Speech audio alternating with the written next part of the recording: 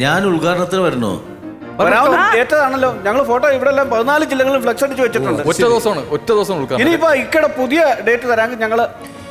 അല്ല, നിങ്ങൾ എൻ്റെ അടുത്ത് പറഞ്ഞിട്ടില്ല ഇനാഗ്രേഷന്റെ കാര്യം. നിങ്ങൾ പറഞ്ഞിട്ടുണ്ടെങ്കിൽ ഞാൻ വരും. ഇപ്പൊ പറയുന്നു. ആ പറയേണ്ട കാര്യമുണ്ടോ? നമ്മള് അങ്ങനത്തെ വെച്ചിട്ട് എന്താണ് നിങ്ങളുടെ കടയുടെ പേര്? എന്റെ കടയുടെ പേര് ദേ സർവത്ത് കട. ദേ സർവത്ത് കട.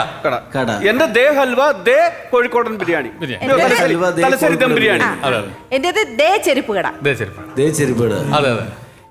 മോനെ, ദേ പുട്ട് എന്ന് പറഞ്ഞിട്ട് ദിലീപ് ഞാനൊക്കെ കൂടി തുടങ്ങിയ ഒരു സ്ഥാപനമുണ്ട്. ദേ പുട്ട്. ആയിക്കൂടെ നമ്മൾക്ക്? അല്ല, അങ്ങനെ ദേ പുട്ട് എന്ന് പറഞ്ഞിട്ട് തുടങ്ങിയാണ്. അതില് DHE എന്ന് പറയുന്ന വേർഡ്സ് ഉണ്ട്. ദേ എന്ന് പറയുന്ന DHE അത് ദിലീപ് രജിസ്റ്റർ ചെയ്തിട്ടുണ്ട്. എവിടെ? ദിലീപ്സ് ഹോസ്പിറ്റാലിറ്റി ആൻഡ് എന്റർടൈൻമെന്റ്. ഹോസ്പിറ്റലിൽ പോണതിന്റെ അല്ല, ദിലീപ്സ് ഹോസ്പിറ്റാലിറ്റി ആൻഡ് എന്റർടൈൻമെന്റ്സ് എന്ന് പറഞ്ഞിട്ട് ദേ എന്ന് പറയുന്നത് രജിസ്റ്റേർഡ് ആണ്.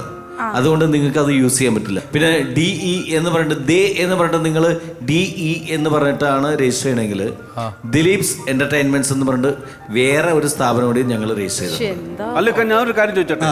ഇനി അബദ്ധവശാൽ ഞങ്ങൾ ഇത് അറിയാതെ ഈ പേരം കിട്ടുന്ന വെച്ചാൽ എന്തെങ്കിലും പ്രശ്നമുണ്ടോ? കേസ് കൊടുക്കും. അങ്ങനെയാണെങ്കിൽ നിങ്ങൾ സുരേഷ് ഗോപിയെ അറസ്റ്റ് ചെയ്യണമല്ലോ. ദേ പോയി ദേ വന്നു പറഞ്ഞിട്ടിരിക്കല്ലോ. അതിനൊരു കാര്യമുണ്ട്. അത് സുരേഷ് ഏട്ടനും ദിലീപ് ഏട്ടനും ഒക്കെ ആയിട്ടുള്ള ഒരു അടുത്ത ബന്ധം കൊണ്ട് സുരേഷ് ഏട്ടൻ ദിലീപ് ഏട്ടൻ്റെ അടുത്ത് പറഞ്ഞു, ദിലീപേ, ആ ദേ ഞാനിങ്ങ് എടുക്കുക, ആ ദേ എനിക്ക് വേണം, ദേ നിങ്ങൾ എനിക്ക് തരണം. അങ്ങനെ അത് പറഞ്ഞുകൊണ്ട് പിന്നെ ദിലീപ് ഏട്ടൻ ഒന്നും പറയാൻ പറ്റില്ല. അങ്ങനെ പോയതാണ്. അത്രേ ഉള്ളൂ. ഞങ്ങൾക്കും തരൂ ഒരു ദേ.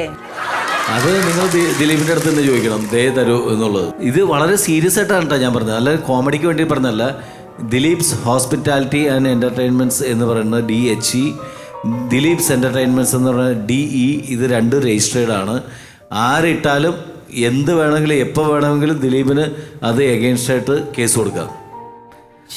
അത് അമൃത ചാനലിൻ്റെ നമ്മളുടെ കോമഡി മാസ്റ്റേഴ്സ് എന്ന് പറയുന്ന പരിപാടിയിലൂടെ ഞാൻ കൃത്യമായിട്ട് പറയുകയാണ്.